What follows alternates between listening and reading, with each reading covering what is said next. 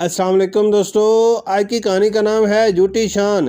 رانا صاحب کا شمار گاؤں کے بڑے ذمہ داروں میں ہوتا تھا۔ ان کے وسیع و عریض کھیت، درجنوں ملازم اور شاندار حویلی دیکھ کر لوگ انہیں عزت کی نگاہ سے دیکھتے تھے، لیکن حقیقت یہ تھی کہ رانا صاحب کو اپنی دولت اور شان و شوکت کا بے حد غرور تھا۔ وہ ہر محفل میں اپنی کامیابیوں کے قصے سناتے اور دوسروں کو کم تر سمجھتے۔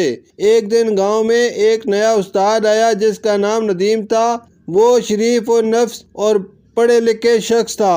اس نے اسکول میں پڑھانے کے ساتھ ساتھ گاؤں کے لوگوں میں علم کی روشنی پھیلانے کا بیڑا بھی اٹھایا۔ ندیم اکثر لوگوں کو سمجھاتا کہ اصل عزت کردار اور اخلاق سے ملتی ہے، نہ کہ دولت سے، لیکن رانا صاحب کو اس کی باتیں سخت ناگوار گزرتی۔ ایک دن گاؤں کے چوراہے پر چند بزرگ بیٹھے ہوئے تھے، ندیم بھی وہاں موجود تھا۔ رانا صاحب بڑی شان سے اپنی نئی گاڑی میں وہاں پہنچے اور فخریہ انداز میں کہنے لگے، دیکھا میری ترقی، یہ سب میرے نام کا جادو ہے۔ ندیم نے مسکراتے ہوئے کہا، رانا صاحب اصل جادو تو کردار اور نیک نیتی کا ہوتا ہے، دولت تو عارضی چیز ہے۔ یہ سن کر رانا صاحب غصے میں آ گئے اور طنزیہ لہجے میں بولے، تم جیسے غریب لوگ کیا جانے دولت کی اہمیت۔ ندیم نے نرمی سے جواب دیا، دولت اہم ضرور ہے لیکن غرور انسان کو اندھا کر دیتا ہے۔ رانا صاحب نے بات ختم کرنے کے لیے زور سے کہہ لگایا اور وہاں سے روانہ ہو گئے۔ چند مہینے بعد گاؤں میں شدید بارشیں ہوئیں